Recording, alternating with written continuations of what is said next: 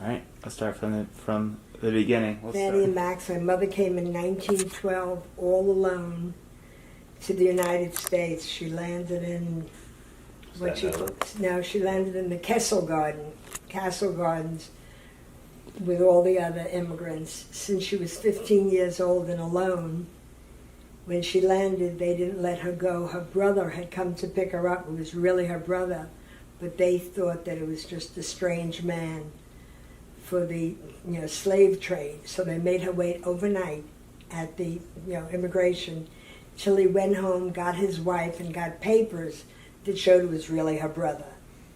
And she came to him in 1912, and she lived with him until she met my father, and they got married in 1920.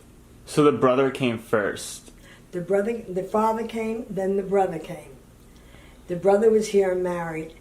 The rest of the family was supposed to come with my mother, but one of her little brothers had lost 2 fingers to frostbite. You couldn't come into the United States. Immigration had to have perfect people. He didn't have 2 fingers. Of course, the parents wouldn't leave him there. They figured they'd get around it, and then war broke out in 1917. She never saw her parents again. She never saw her 2 little brothers. But right before that, she brought her sister, Aunt Esther, up, and they were waiting for the little brothers to get clearance. They never heard from them. And it wasn't like it is now that, you have social media, everything. You had no way of contacting them. And my parents were immigrants. Until we grew up, the girl, my sisters and I, they didn't know how to do anything. They were truly immigrants. They needed help. When we grew up, things changed. But then my parents got married. They had 4 daughters, and I have to tell them about, first they had a son. And according to my mother, he died in the hospital. They dropped him. There was probably something wrong with him. That was the only boy, and then after that, 4 daughters, my sister Eleanor, Connie, Norma, and I. But they were poor, but we led a very happy life. And that's how I was brought up. And Arnie, what about you? Poor and happy. I was poor and happy, right? We didn't know we were poor. Right. My mother came from Russia, and my grandfather came first there were a total of 7 sisters. 3 came with my grandfather first. He accumulated enough money, sent it back to my mother, and she crossed Russia on foot with her sisters, and she told the story after she was in the hospital with dementia. She told the story, I never knew it, that she walked across Russia and they used to steal food from farmers' open windows because they would heat it, build big pies, put it in a window to cool overnight and eat it the next morning, and she would steal some of it and walk on. And then finally they came to a port and they came to the United States. She met my father in Brooklyn at a dance, and my father was a happy-go-lucky guy, owned a motorcycle until he ran it up the steps of a shul and never drove again. He ran the motorcycle up the steps? Yeah, he was making a turn on the street at high speed, and there was no pavement. It was all like dirt. So he slipped on the dirt and skidded right up the steps of the shul. And he was happy to be alive. But he never drove again. So we never owned a car. And my father was what we called it a furrier. In other words, he made fur coats. And at that time, there was no heating or air conditioning. Everybody walked around with a fur coat in order to keep warm. So during the Depression, when everybody was hurting, my father was making money at that time. Oh, sure. Right? And then a cousin of his from the Bronx said, "Irving, come with me to the Bronx and we'll open up a store and we'll sell radios." And my mother said, "Radios? Nobody's going to want to buy radios." And my cousin turned out to be a rich man. My father continued to make coats, and then the whole world turned around, and heating came about, and our economics began to falter. My mother took a job as a seamstress, and she worked in a factory. piecework. In other words, she made like a quarter for every garment that she made.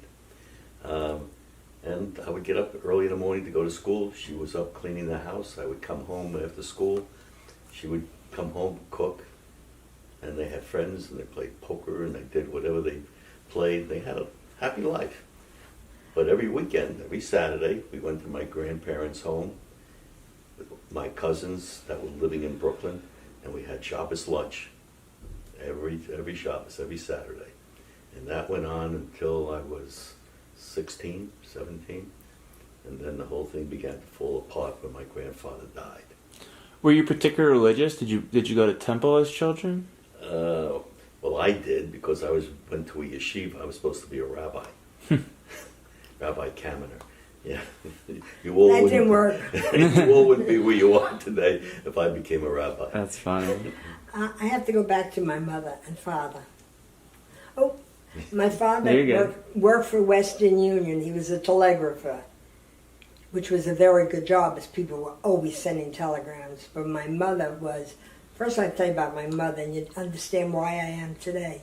She started the union in her shop, part of the International Ladies Garment Workers Union. And she was very liberal. She wanted a union, and she was the head union person in the shop. Mm.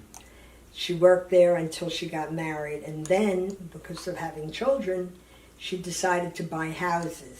So she went to the banks and begged them to give her a loan. She bought one house, then she bought another house, and that's how we became a little more affluent. She would sell a house and make profit. She could barely read or write, but she was so smart. So she would flip real estate. She flipped for it. She bought 3 houses, and we ended up in a beautiful home. Mm-hmm. And of course, the home later sold for $6,200. Now it's worth $1 million. As a matter of fact, we went there with the kids to see it. It was a beautiful home, but that's how we lived. So we were considered, we had our own home.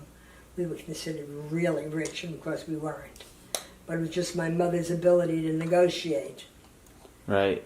And then I went to New Utrecht. I went to grammar school, and then to New Utrecht, and that's where we met. And how you got there? We met in high school, but we weren't boyfriend and girlfriend at that time. We were friends. We were friends. Okay? We went to school together. We're on different committees. You want to tell the Arista story? Oh yeah, and we were both. Arnie was top of the class, and I was top of the class. But later, after we were married, I found a letter from him that he was turning me down for junior Arista because I didn't have enough service credits to get in my junior year. I found a letter about 10 years after we were married, and that's when I got my diamond ring. I never forgave him. Wait, what is junior what? It was junior. It was like A scholarship. National Honor Society. Oh, I see. Like National Honor Society.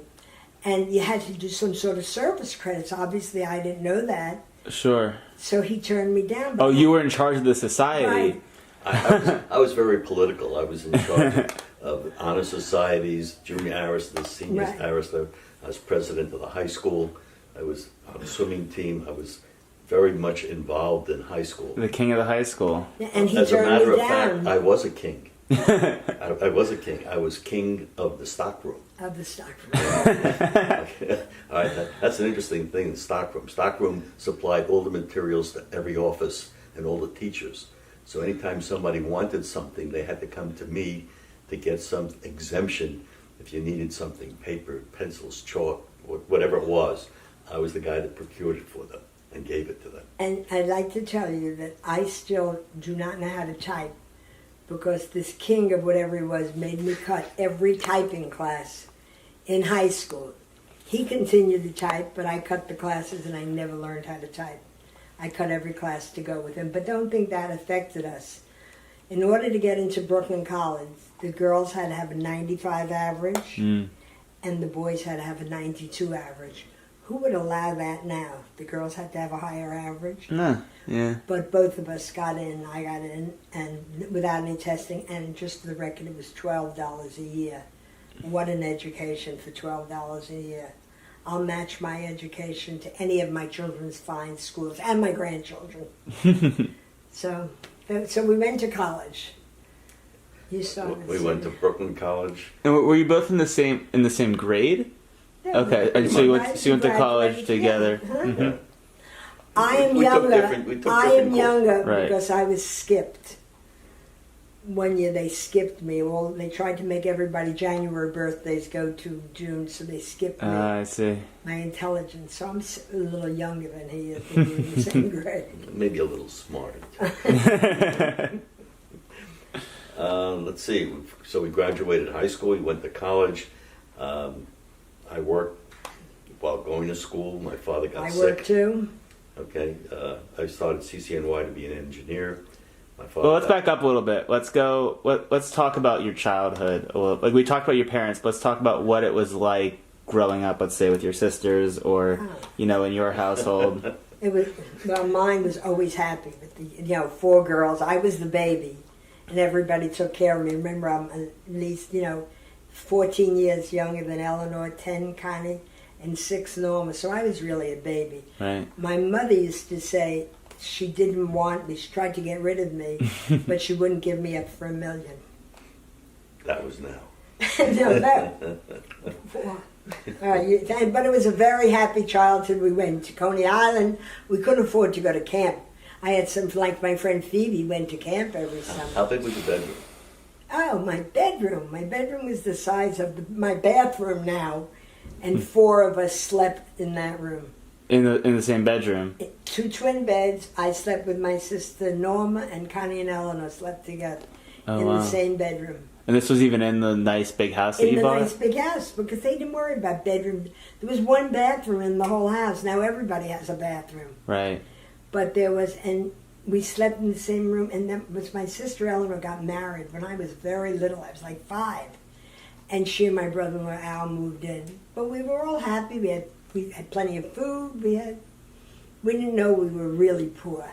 Nobody drove a car, so we went to the train, and we did what kids do. Used to go to the beach every day, pack lunch, and sit on the beach. Then at 15, I went to work in the library. Everybody, I had to work. Some of my friends didn't work. But I worked, and I was happy. Arnie was it, but. Mm-hmm. And, I graduated high school and then went on to college. She led the easy life. Okay, I went to a yeshiva. I started at 7:30 in the morning and came home at 6. I had Hebrew in the morning, English in the afternoon, and then when I was 12 years old, I started to work. So when I came home at 6, I went to work and did homework at like 10 o'clock at night till 12. Repeated that process. Went to shul on Saturday with my grandfather, Mm-hmm. and sometimes to the yeshiva because it was mandatory to be the yeshiva bacha. That bacha means a boy, and you had to go to shul. The only day I had Sunday off, so Sunday I worked the whole day. Where'd you work? I worked in a bakery. Then I worked in the drugstore. I was the delivery stock, whatever it was over there. And then during the summertime, we went to the Catskills, and we had a place in Kochalim called Ratner's Farm, and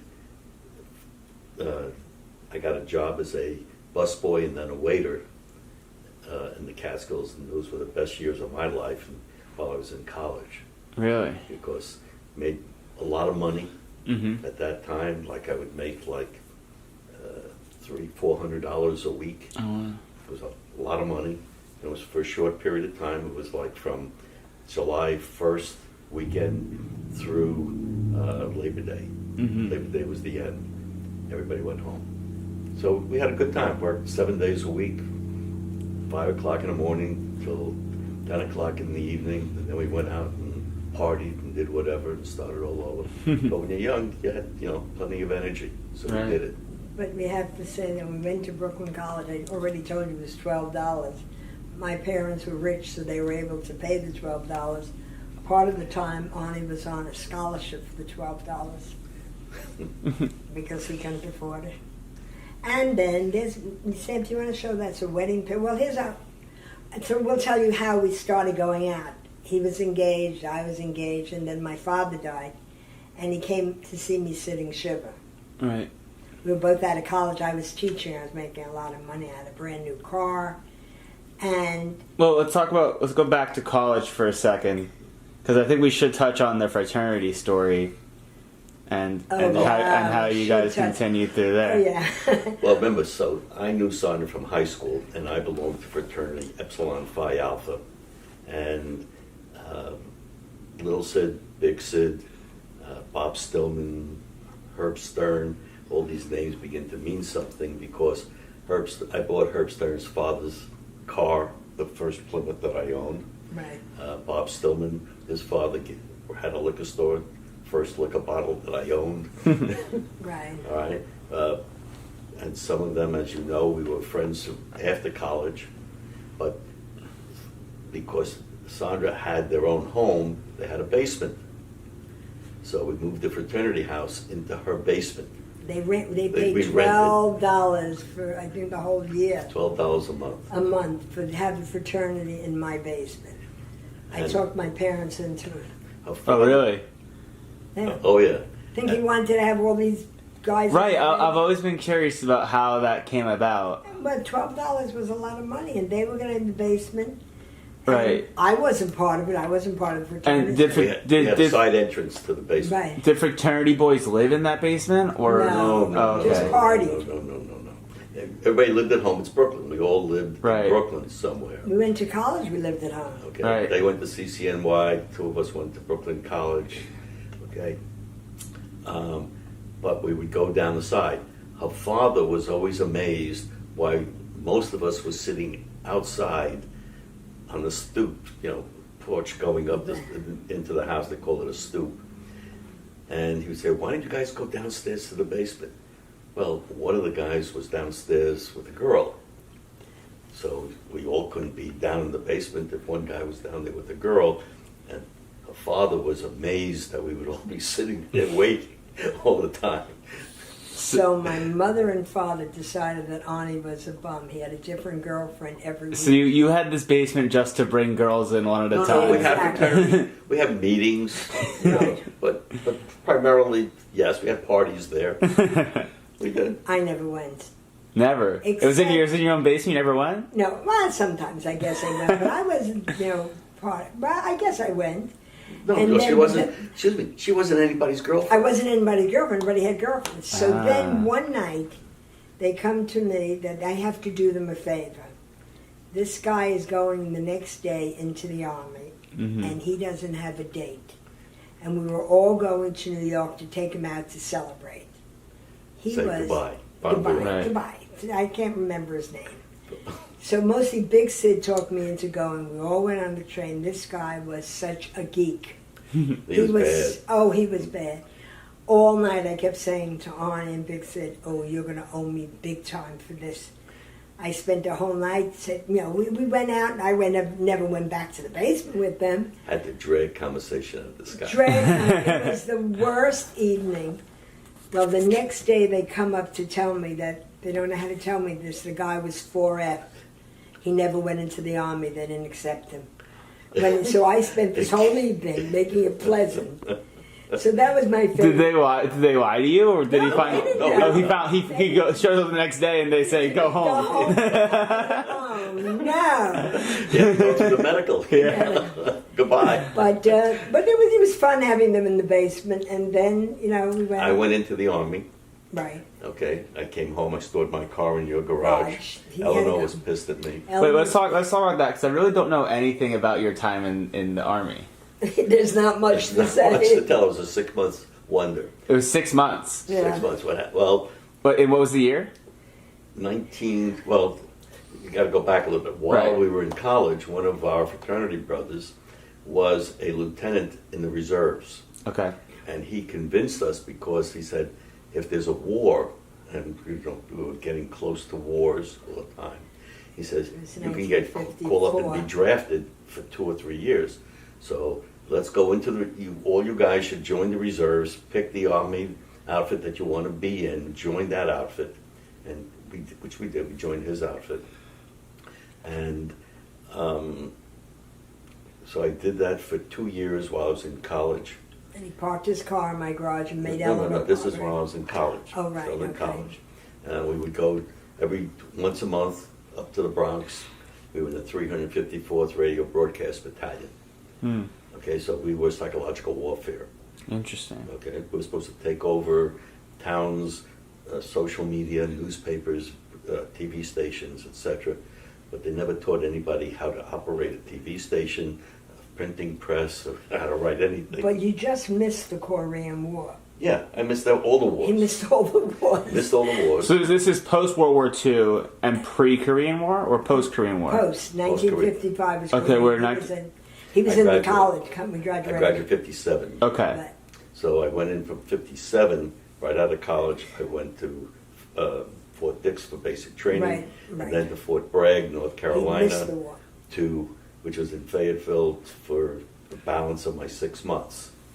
So, and I was the supply sergeant. So I was a sergeant in the reserves, and the minute I stepped into the Army, I became a private. Oh, interesting. Okay, so I lost all my stripes. I went into the Army as a supply sergeant without any stripes. I was a private supply. You were private doing the job of a sergeant? Correct. Right. I was in charge of, because nobody knew how to read and write in the Army. Right. So I knew how to read and write. So I was the supply sergeant. He had already graduated college. I was graduated college. They wanted me to go to become an officer and, go in for 4 years. I said, bye. I came out and I went to teach. I was teaching at that time. Right, you're right. Yes. I was teaching in what is called Red Hook. Every time I went to teach, my mother cried that I was going to the worst neighborhood in the whole Where world. was Red Hook? Hook. Do I have to tell you about Red Hook and Brooklyn Heights now? I should have bought all the houses. I'd be a multimillionaire. The street where I taught, DeGraw Street, the houses are selling for $4 and $5 million. Mm-hmm. But my mother begged me. She couldn't stand me teaching there, so I switched to come to Avenue C to 169 to a better neighborhood, which is now a terrible neighborhood. I should go back to Red Hook. But and then Arnie comes out of the Army, right? Well, while I was in the Army, I stored my car in the garage. Eleanor, like I said, was pissed because she had to park her car outside the garage during the winter time. Okay, I came out, and your father died. I came over. Right, and I was teaching, and then, I was dating other people. He was dating other people. My father died, and he came to see me sitting shiver. Yeah.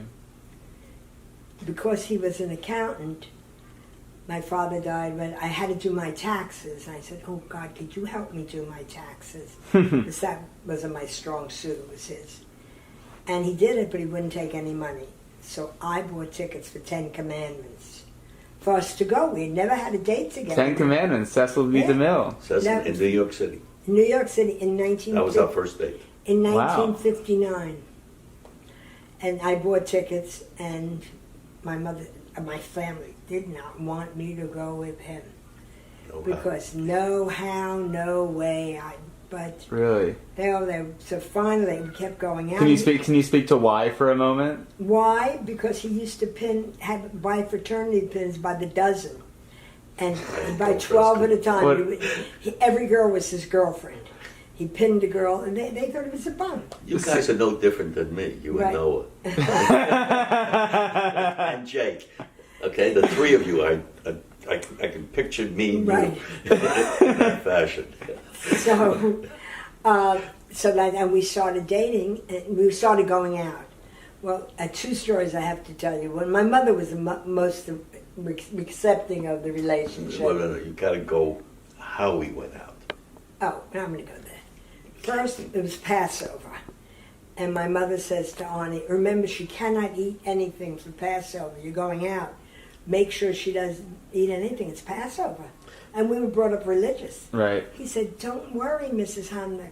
I'm taking her for Chinese food. She won't eat any bread.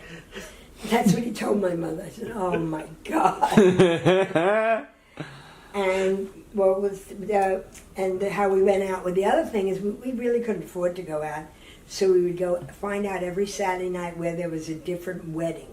That wedding or bar mitzvah. Wedding or bar mitzvah. We would go, years ago they had the ceremony, and then they had a buffet, a cocktail hour. Just like today. So Right. we would appear for the cocktail hour, we do a little dancing, And we'd leave. It was a very nice evening for us. One time they stopped us, and they said, "What are you doing here?" We said, "Oh, we're coming to look for our own wedding." That was very, people did that. Well, the next morning they called my mother, and they said, "Your daughter was here looking for a place for a wedding." I always remember my mother opened the door of my bedroom and she said, "You are what?" How did they know who you were? They asked for a name. I gave Oh, them wow. A phony phone. She said, "You are what?" Oh God. And by then my sister sat him down, and Yeah, they didn't want her to go out with me anymore from that point until. Because they saw it was getting too serious. right. Yep. Yes. And And they've lived through too many. and I have to tell you that they didn't want me to marry him, but he was their favorite. Out of all the boys? From the very beginning. They sat down and counted all the boys she knew. She said, They had them all listed. Right. No. no. They said, "Okay, we'll try you." They thought that he was going to be a bum, but they finally acquiesced. I was the one with the most potential. And what were you were teaching still at the time? I was teaching. What were you doing career-wise? I was an accountant. As an I was accountant. going for my CPA. Mm-hmm. Okay. Because when I went to college, I was either going to be an engineer. When my father got sick, I had to stop going to CCNY, and I moved back to Brooklyn. So I went to school in the morning, then I came out of school, went to work, because my father wasn't working. Right. He was too sick.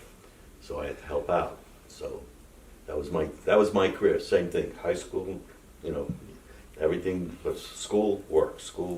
And that was my whole life. Even today. Schoolwork. Schoolwork. All right, so now the rest of the story begins. We got married in August 1960. Sam, can you move the picture there? There's a wedding picture right on the bottom there of that long thing. Yeah, so what we're going to do is Right. after we're done with all the talking, I'm going to go through and I'm going to get like individual shots of the Okay, wedding book good. and all of that. All right, so we got married and we moved into an apartment building. I was so excited to be in an apartment. Wait, let's talk about how you got engaged, where'd you get married, what's going on? Oh, we got engaged. Oh, we couldn't afford a ring, so I got a watch. You got a watch? Yeah. It's still my Gold favorite, watch. a gold watch. Oh. But later on, I do have to say we made up for it. I got a very big ring to make up for all the 12 years I never had a ring. And my mother planned a beautiful wedding, in the Aperian manner. And my aunt fell off the back of the dais. It was an elevated dais about 4 feet off the ground. And she pulled the chair back, got up behind it, and fell right off the back, broke her arm. It was a very nice wedding. And I do have to say that my friend Beverly's mother made wedding gowns, which were very expensive, Charlotte wedding gowns. And she made my wedding gown. It was $120. And Vilma later wore it, other people wore it, but I had my own wedding gown, which was unheard of. Most of my sisters rented their gowns. Really? So, it was very exciting. But we went away we got married, we went on our honeymoon to Lake George. What year did you get married? Pardon me? What year was this? 1960. 1960. August 28th, 1960. There's an interesting story about that, which I'll tell later. But we never got to Lake George on our honeymoon. You never got there? Never got there. We were driving up. You had a toothache. And I got a toothache so bad we turned around. And on the way back, we happened to be passing the hotel that... We were married August 28th, 1960. We went on our honeymoon. Arnie had a toothache. We came back and spent the rest of our honeymoon with my family. With her family at a hotel. This toothache went away, so we stayed with them. And we I ended up seeing the dentist when we got home. You didn't? It was called Grin and Bear It. We took an apartment in Woodruff Avenue. 80 in Brooklyn. Woodruff Avenue. We thought we were great. It was a one-bedroom apartment, Giant. giant apartment, and we were going to both work and save money for a house. Our living room was about the size of this bedroom. Oh, yeah, it was a big living room. And we furnished it, and we married in August, and we were going to work and save money to buy a house. Everybody wanted to buy a house in Right. those days. And at that point, your plan was still to live in Brooklyn. Or to Well, go to Long Long Island Island. with my sisters. Yes, whatever. Yeah. And The goal is everybody works in Brooklyn. in New York, then they move out to Long Island, raise a family in the And suburbs. so that was our goal. So I was making money, and making $5,000. And I was going to be a CPA, make right. $10,000 But a lo year. and behold, after 3 months, I was pregnant with Michael. Oh, really? Right. So, oh my God, I'll never forget. My mother said nothing. Big Sid and Little Sid came to our house and they said, "You will be poor the rest of your life. How did you manage to have a baby? You should get rid of this baby." I wasn't getting rid of this baby. I wasn't getting rid of him. No. So I was pregnant. I taught until June. Those days, you couldn't teach if you were pregnant. But we really needed the money, so I wore big tops. I used to be so hot in May, wearing, to cover up that I was pregnant. And the end of June came about, and as a matter of fact, the principal said to me, "You're pregnant." I said, "Yes, I'm pregnant." And Michael was born September 1st. Why was being pregnant an issue if you were already married? We couldn't work. Oh, They didn't want you to teach. They didn't want you to teach if you were pregnant. Now they teach, they will go from teaching to the hospital. Yeah, I could only teach for 4 months, and I taught till I was like 7 months. Ah.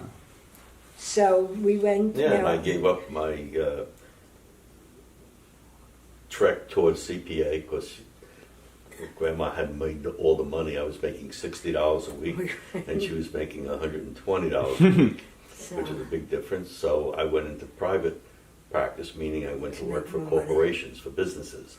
Still as an accountant. Still as an accountant. Mm-hmm. My first job was with Posner Paper we in had Williamsburg. Michael. We had room in the apartment. We were very excited to have a baby. The only problem is that I didn't teach for a while. But then eventually I went back to subbing. We had a friend, Lena. For $5 a day, she used to babysit for That Michael. was a friend of your mother's. Friend of my mother's, Lena. She used to come on a bus to baby so I could teach. And We lived a block from Prospect Park. right, and I got So it for was Okay. nice. Yeah. teaching. I made $50 a day subbing. So gave her $5. I still was ahead $45. Right. Yeah. But we were there, and then Arnie went into private accounting. I was subbing. Well, then I and- got a job at Teleprompter Corporation, right. and that's Teleprompter. I was the head accountant for the cable television division. They had 13 TV stations, cable cities around the country, and I was in charge of that. And then they needed money for expansion, so they went to the bank to borrow money, and in turn for borrowing the money, they had to buy 2 corporations. One of them was Telepro. it wasn't Telepro, it was the stereo business, Right. Weathers turntables Right. and speakers, and the other one was Conley Electronics, who manufactured endless loop magnetic tape cartridges. So they bought that. I became the accounts receivable manager for those 2 companies as well. So I began to know those customers as well as doing the cable television accounting. And one night, I was closing the books late, like 10 o'clock at night. The president of the company comes in, Irving Kahn, Mm-hmm. and he goes, and I'm the only guy in the office, one single light in this big place. He walks over, looks at me, and says, "Who are you?" Okay, you want to get noticed? That's how you get noticed. I tell him who I am, and he sits and talks to me. And he says, "Are you happy working here?" I said, "Yes." "You're happy doing what you're doing?" Which is what a parent would ask. And don't ask me why I said no. Then he looked at me and says, "No?" He says, "No, I'd rather be selling." Because, I had all the different guys around me selling, living the good life on the street, taking clients out, blah, blah, blah. Time goes on. 3 months later, over the intercom, Arnold Kaminer coming to Irving Kahn's office. I said, "Oh shit." What did I do?" Out of the blue, your president is calling you in. I walk into his office, and there were 5 vice presidents standing with him. And he says, "You want to be a salesman?" Mm-hmm. I said, "Yes." He says, "You're going to Cherry Hill, New Jersey." I said, "Where is Cherry Hill, New Jersey?" Okay, he says, There pulls was out a no map. Verrazano Bridge then. No, there's not a bridge. Okay, where is it? He Right. pulls out a map, South Jersey, outside of Philadelphia.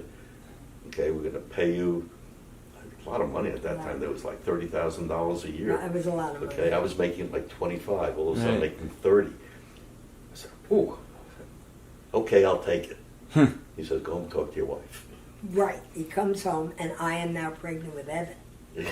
Michael's 2.5, and I am pregnant with Evan. And he comes home and says, "We're moving to Cherry Hill, New Jersey." I said, "What?" New Jersey. He said, "But we got to try it because it could be a difference, and otherwise he was out. He was not going to have a job." Right. So we decided I couldn't travel anyway because there was a German measles epidemic, very serious. So many people were born when I was pregnant with Evan, hard of hearing and mental deficiencies from German measles. And I was teaching, and one day somebody comes up to me and says, "What do you think this rash is?" So I had to stop teaching and have gamma globulin shots. So there was no way I could go with him. He went to Cherry Hill. Right. I stayed home. My mother, his mother, Stevie, everybody helped me, and he moved to Cherry Hill. Tell them where you moved to. So I met a guy down in Telepro Industries called Barry Bernstein. Mm-hmm. Barry Bernstein was a transplant from New York to manage the production in Cherry Hill, New Jersey. Well, I was the first other Jew that came to work in Cherry Hill, New Jersey. So and from New York yet.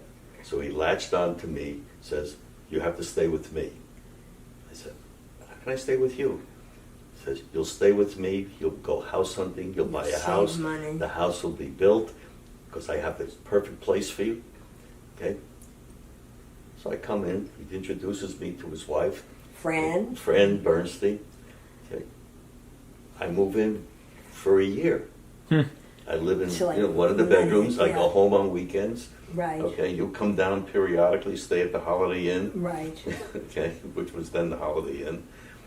Okay, and I kept all the per diem money. Right. Because they gave me money to Saved live. a lot of money. Right. So the Saved money a that they lot. gave you to live, you Right. Right. And Fran Pocketed. Bernstein, in later years, when I moved down, I said to her, "It was so nice of you to have Arnie. You didn't even know him." She said, "He didn't know him? I thought he was his old long-lost friend when he moved." And by the kids, unfortunately, Fran and Barry are gone. But Laurie and Barbara and Stephen all know the story. So we saved the money, but he was saving money. We needed a down payment. The down payment on our $22,000 house was $1,200. We didn't have a down payment. We had, saved money. They saved some money, but My not mother enough. lent us $1,200 when Really? we bought that house on Lantern Lane. Oh, beautiful. And I'll remember, of course we paid it back. Nobody does that nowadays. But, and they wanted to put in a double garage, and it was another $250. We only had a single garage. We couldn't afford the $250. So, but we were Freddie happy. Gross bought that house. Yeah, Freddie Gross. So you guys were one of the first Jews in Cherry Hill, the Jew Mecca. Well, it is the Well- when we came, my mother used to have to bring me matzah and bring me everything Right. for Passover. Bethel moved to Cherry Hill when Michael was about 6, but now there are 11 synagogues in Cherry Right. Hill. Yeah. You guys were the. We were the beginning of it, but now there were 3 synagogues, but we've always been happy in Cherry Hill. The place that we both lived in Lantern Lane, when I looked out of our bedroom window, I could see the apple orchards, Right. which was like a block away. Right. It hadn't been developed yet. And they were just moving in that direction. And then we had Evan. We moved in May, and then I had Evan in September. And Arnie was working, and I wasn't teaching. I didn't go back to teaching until 19. And then, The whole street began to fill in. that The was McCalls, the Barbara and the Margaret Grosses, McCall lived next to us, and Greenbergs. we made great. She came over to me and says, "Why are you crying?" I was crying so. She says, "You'll never be alone." Because I was leaving my family. It was so sad, but I was happy. Look at me. But Cherry Hill. You can go on now. You can't talk. Okay, so the story now is moves to Cherry Hill, and I'm working as the sales manager for Oh, yeah. Conley for Weathers Turntables, and then Conley Electronics, and that sells endless loop magnetic tape cartridges to radio stations for commercials and music. And we would sell to distributors who sold in turn to the radio stations. Then came a new era, which was basically people selling music. Okay, so there's a thing called 4-track cartridges. Don't get detail. Okay. Okay, you have to get the 4-track cartridges, Right. otherwise you don't get the other story. Sure. Okay. Okay, the 4-track cartridges, and I go meet a guy named Earl Muntz, Madman Muntz out in California. I give him a couple of cartridges, get him a device, a player. He puts it into a Lincoln, and he starts 4-track music. And now all of a sudden I'm on commission, and my income goes from 30,000 to 40,000 to 50,000 to 60,000. And every time it jumped like that, I got fired because I was beginning to make more than the president. Then they eventually would. So Madman Months, like he invents the in-car player? No, I at a dinner with him, because he was without a job. He just got thrown out of his company. He was selling television sets and big pieces of furniture. You want to tell the story, Sandra? No, you can tell Madman Okay. once. All right. So, and he was the one that got the music rights and started music in cars out in California. Right. Then once that began, other people began to copy it. And then eventually, the reason that my sales kept going up was more people jumped into that industry. And eventually, the Capitol Records, RCA Records, and all the record companies Right. began to jump in. And so my sales began to move outside of just radio broadcasting and now into the music. Right. So we were selling millions of dollars, and Telepro went public. And then Bill Lear and RCA put out 8-track cartridges, an 8-track cartridge system to compete with the 4-track. My president decided to sue them for breach of patent infringement. We lost. Telepro Industries went bankrupt. And eventually, at that time, Philips was coming out with the little Norelco cartridges, which was smaller and were more durable than the endless loop magnetic tape, and eventually the 8-track went out of business. So, but during this period when Telepro went bankrupt, I went into business with two other guys, Ronnie Obscott and Marvin Rabin, and we started channel marketing. And Barry Bernstein came with us as well. So Barry was in charge of production, and because we made our own cartridge, we made accessories for the thing, and then eventually we were going to go public. We had big customers. We had Sears Roebuck, Woolworth. So what did channel marketing do? We manufactured accessories to that music industry, the 4-track and 8-track industry. Right. There's only one problem. Mm-hmm. While Arnie was out of town selling, they were stealing money from him. So channel marketing went down the tubes. They went down the tubes because Ronnie Obscott went to California, made a deal with a Japanese manufacturer because there was 4-track and 8-track competition to import a device exclusively to play both cartridges in the same device. So you want to go into the tape business? Okay, so what ended up happening was that thing was a 75% failure rate, and we lost all of our money. Mm. So when I was on the road, they were using my credit card to pay the bills. I have to say that they went after us for the money when Ronnie Obscott was using the money. They were in bankruptcy, but he charged everything. There were bills, there was all kind of liens, and the Jewish people in Camden County and Cherry Hill really rose. Gary Candlestein introduced us to the judge. Camden was a very small knit Jewish community. And this Edelman helped us, and they all helped us. And Lee Laskin, they did it for no money, and got Grandpa that out of the Well, thing. we woke up one day and we had over $100,000 lien against our house by And the they IRS. they went there. And they Right. So this guy is spending all your money. Right. Right, and putting us in a hole. Right. But they were very Well, nice to us. And so the community kind of rallies around you. You get The you get Jewish some law community. help. You get some. Right. Yeah, because I didn't sign any checks, Right. okay, ever. So Mhm. I said I was away. They did all this work. They're the ones that didn't pay payroll taxes, and that's how they got into all this trouble. And then they began to steal in the bankruptcy, and you would think that the bankruptcy court would go after them.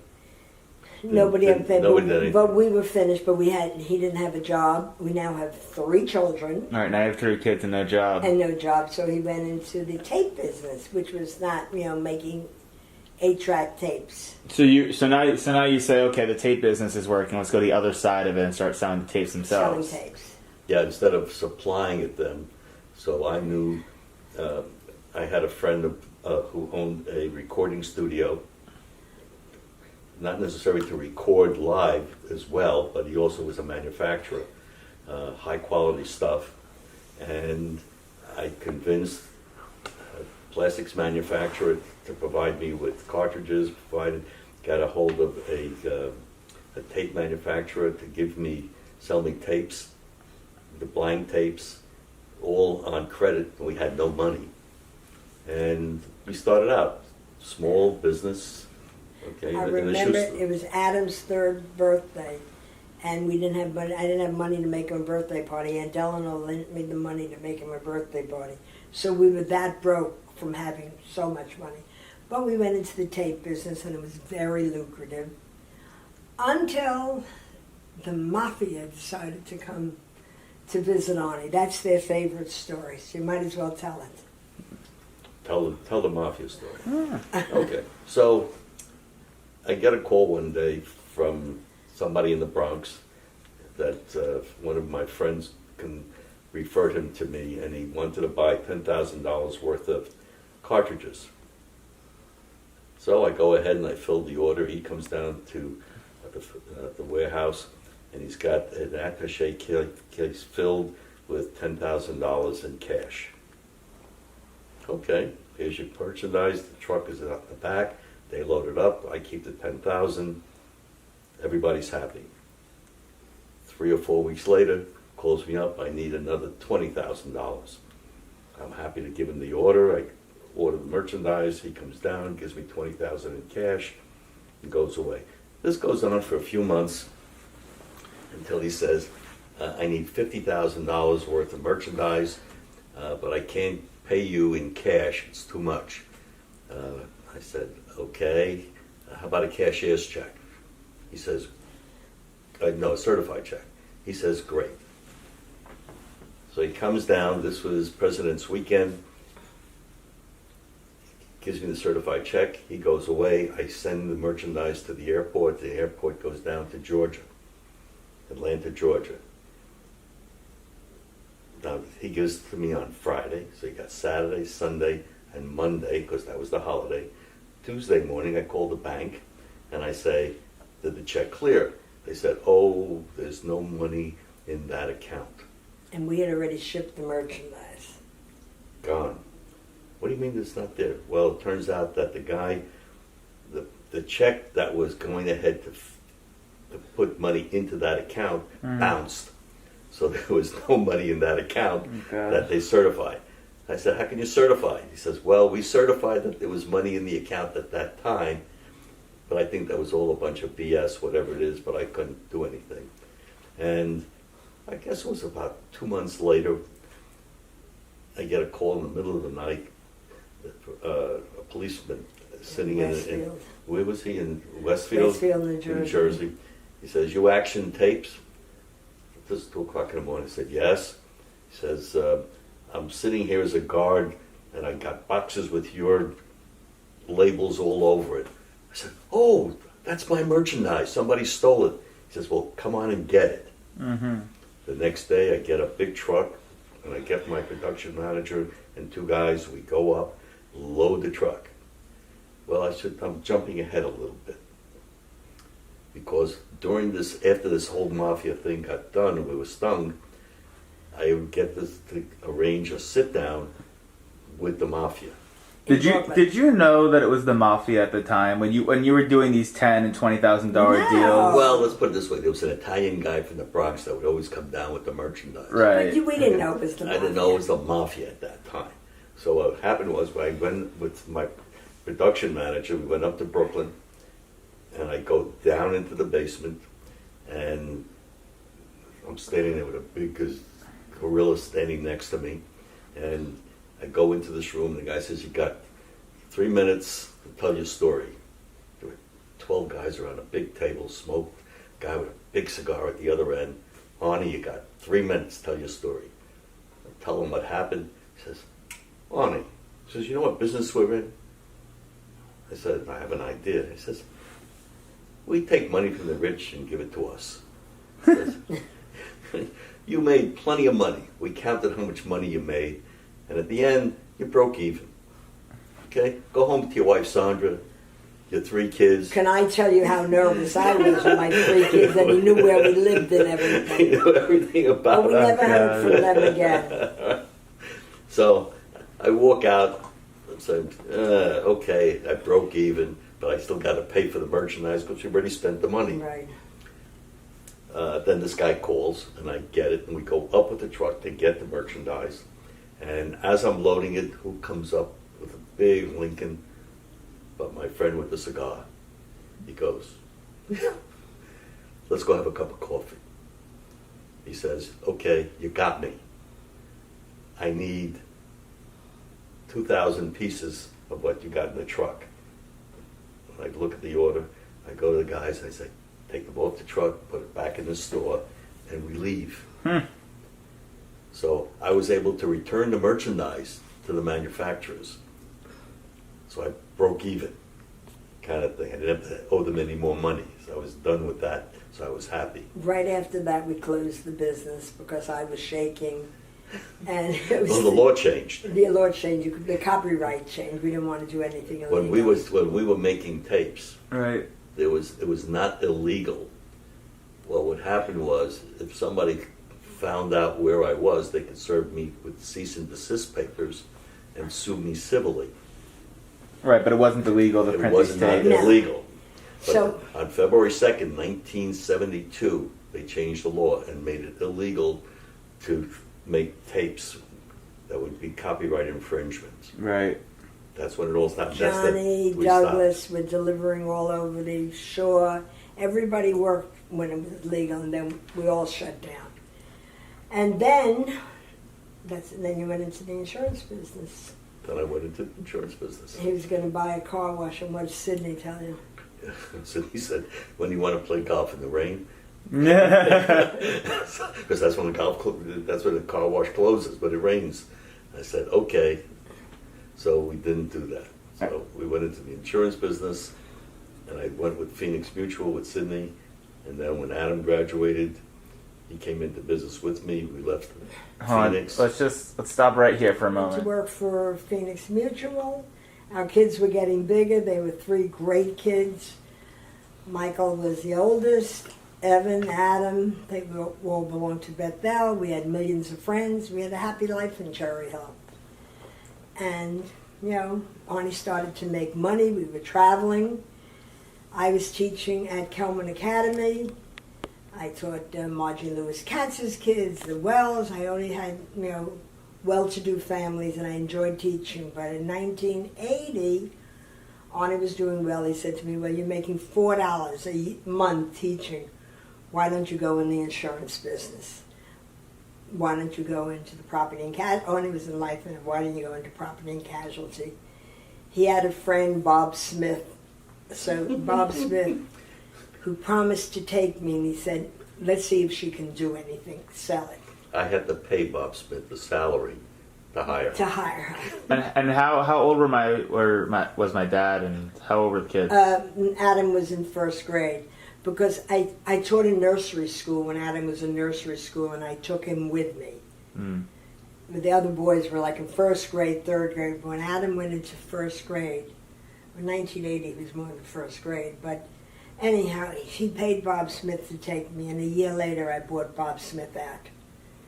Because I had taught in the academy, and Margie and Louis Katz, who were my dear friends, they immediately gave me all their business, their friends' business.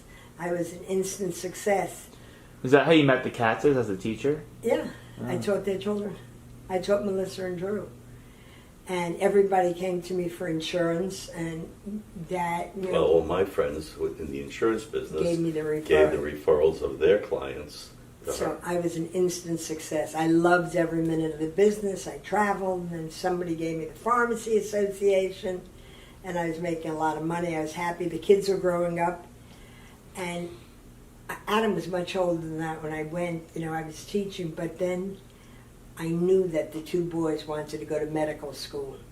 That's when I said, I better get serious about making some money, not making $4 a month teaching. Interesting. When did you know that they wanted to go to medical school? Was that a In thing 1979. they decided early on that they wanted to be Michael doctors? always wanted to go to medical school. Mm. And we had 3 tuitions. They went to Haverford. Of course, the tuitions were like $7,500. We had 3 boys. Right. And they were smart. So we decided we needed more money to send. We had bar mitzvahs. You know, we were doing really well, but we knew we needed a lot of money for tuition.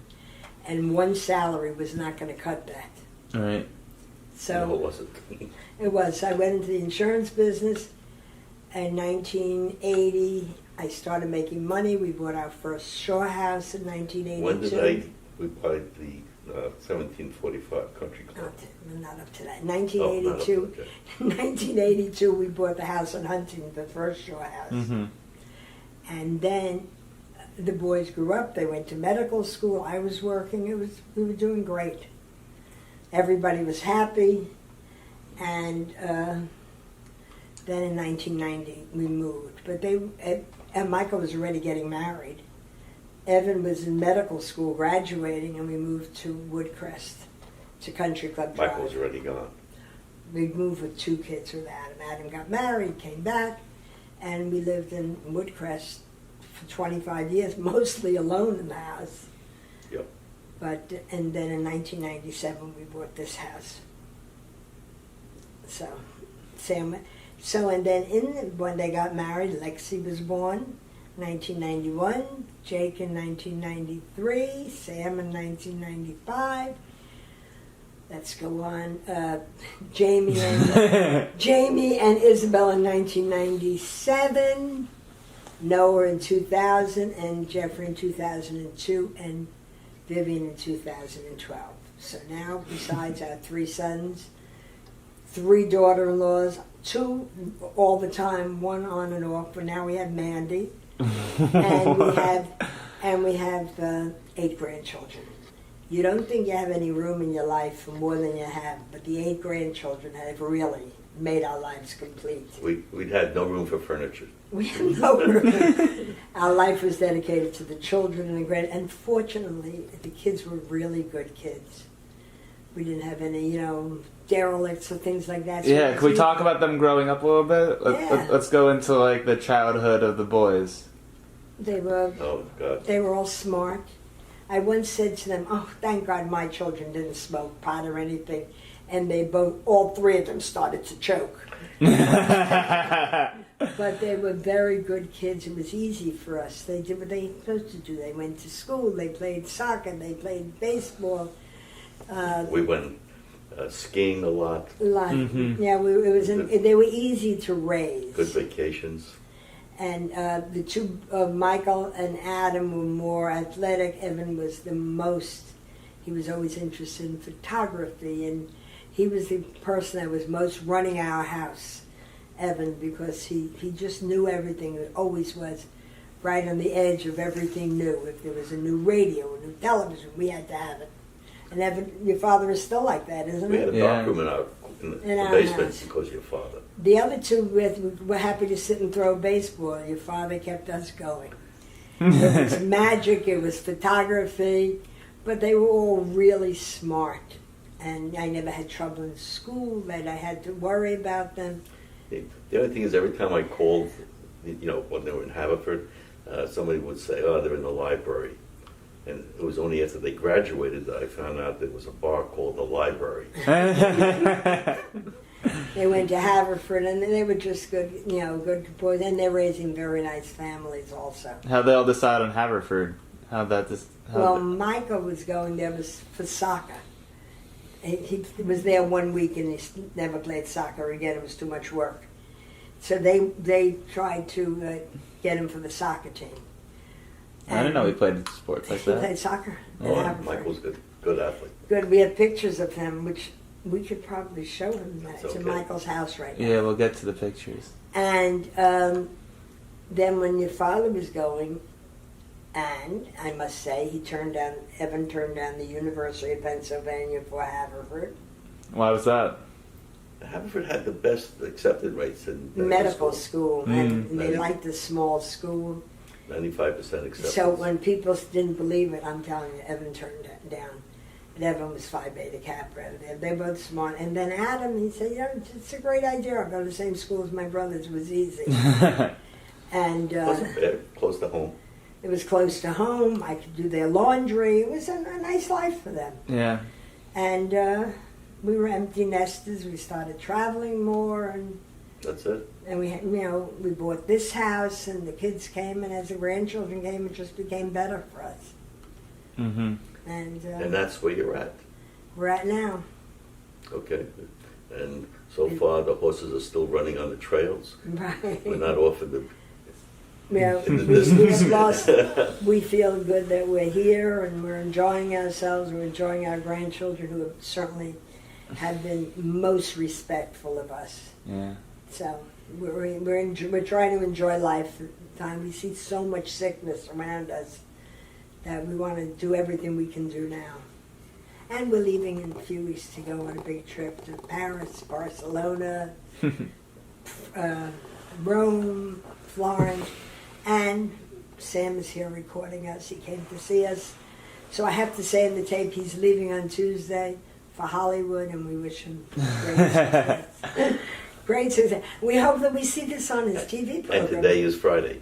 Today's On Friday. Friday. Okay. I have some wild card questions. Yeah, good. All right. So each of you individually, specific memories, a rose and a thorn from your life.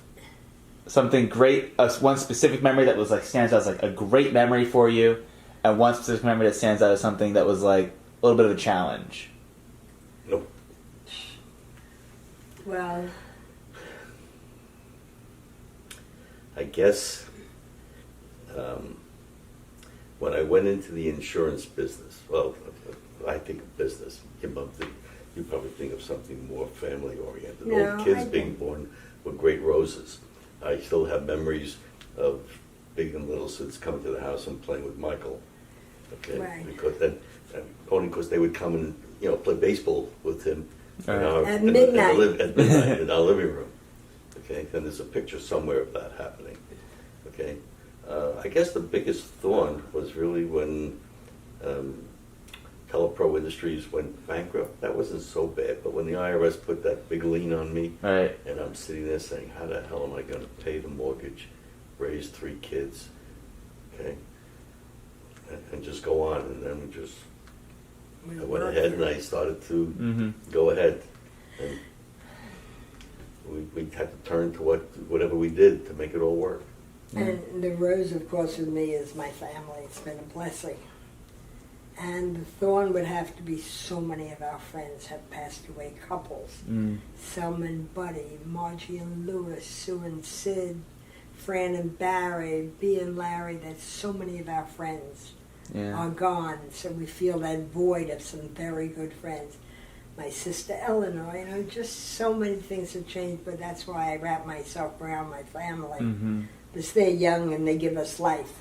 And of course, going into the insurance business. I loved the insurance business. Yeah. And it was lucrative. It paid for everything. Arnie's paid for everything. And it was fun. And I had fun. That's great.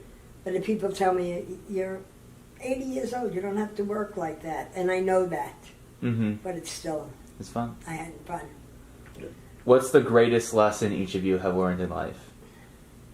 Ooh. Well, it's to trust each other. Arnie and I have We bounce everything off each other. Sometimes we don't agree, but Even today. we know that, in the end it works out that, somebody always has my back. I may say, oh no, we shouldn't do this, but maybe you should do it a little differently. Right. What about you? Oh, I thought you were talking for both of us. Oh. Okay. The biggest lesson, Yeah. stay focused. And the only thing, down the line, I think our success came about because we were our own bosses. We lived and died with what we did. We succeeded because we did good. We failed many times and learned by that failure. And so nothing is ever straight up. Mhm. You're never going to get to where you're going on a straight line. There's always going to be some thing that's going to push you aside. I keep telling you guys that. But that's just the philosophy of life. Yeah. Just keep moving ahead.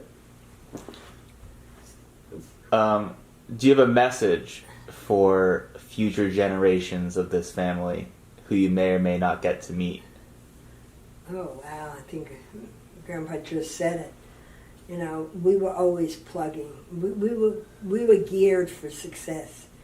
We never lost the smell of poverty, and unfortunately, our grandchildren don't have There's it. different levels of poverty. I always tell don't worry, you'll never be homeless, as I told you yesterday. Mm-hmm.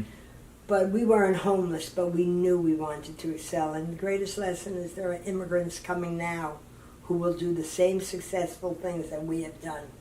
Be patient with them. That's what our country is, a country of immigrants. Getting political? No, I'm not getting political, but we wouldn't be here if our parents didn't come through as immigrants. This country is a country of immigrants. Right. So that's what I say to them, just be patient, because you will be fourth and fifth generation. But, your children, if I'm first, your father's second, you're third, your children will be fourth generation. Yeah. So they will be totally lucky for them. Yeah. They will be totally Americans. So citizens, so just know that other people aren't as lucky as you guys. And you, honey? I gotta say a word. Oh no, that's the one thing I also learned in marriage.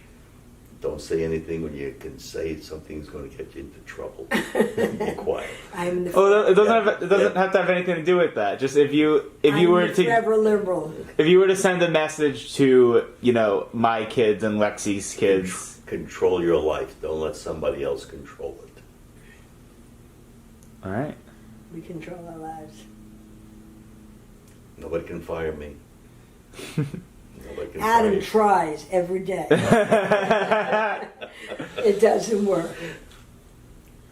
And of course, having Adam come into business has been a great thing for us, because he's continued what we started. Michael and Evan are doing their own things. They're very successful as doctors, but we didn't have to sell our business, and watching it grow, and of course Adam's making it grow, has been very good for us. All right. Off of that, how about messages for each of the boys? Something they can kind of keep with them. Which boys? Your sons. Oh my Three God. sons. Three Michael sons. said it today. I wish Michael happy birthday, 57 years old. And I said, you've always been a pleasure. You set the gold standard for all my other sons. And success has been a family trait. And what I can say for them is that just hand down to their child. Michael said, you were the two most amazing parents. So what I'd like to send them is their children should say, you should say to your parents, that they were the most amazing parents. And I hope your kids will say that to you, Sam, too. Mm-hmm. Because that's where it all is.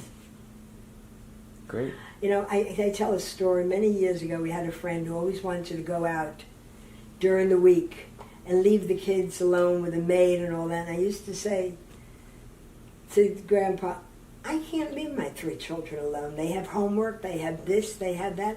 I can't go out dancing, or every week and leave my children alone. And in my heart, I know that we were good parents. And that's important. How about you? A message for the boys to take into the future with them? Well, I think we've said it all. all of our lives that we've said it, okay? Just be good to your kids like we have tried to be good to our kids. Just pass it on.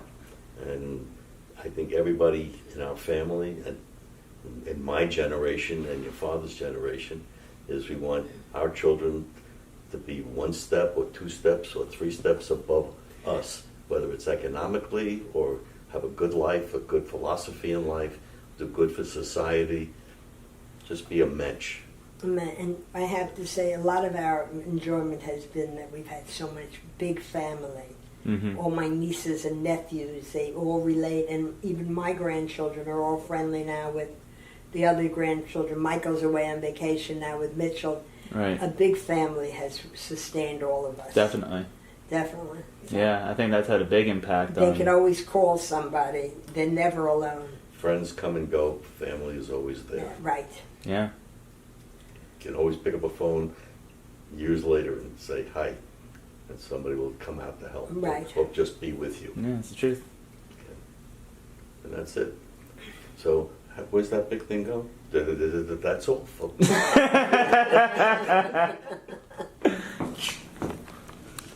History of where we travel. All right, hold on. Close the toilet seat. All right, speak into the microphone. I'm gonna get you. This is a history of our travels. Each picture was either taken or purchased in a city that we visited. Let's walk through it. Go ahead. No, you go first. Oh, I'm not going to name all the names. I mean, because you have behind the door, you have Germany, you have Alaska. This is Ashford Castle. We're going back next year for Amanda's wedding, or close to it. This thing here was in Vietnam. We took that. We were out west. This is from Canada. This is from Poland, from France. Okay, this is from Australia, Russia, Barcelona. This is Canada. This is also Canada. This is Germany, Jerusalem, Panama Canal. There you go. Come on to this side here. Okay, then you got the Panama Canal. Mm-hmm. Okay, then we have here a Grand Canyon, one of those, Yosemite. This is Vermont. And this I bought from a vendor in Russia who tells me that it's an original oil painting on cardboard or something. I remember the vendor selling it to me, so it's here. That's it. And then we have here more pictures. And the reason is because we can. That's all. The picture of our best trip. They can't really see it, but it's Africa. Africa, the leopard.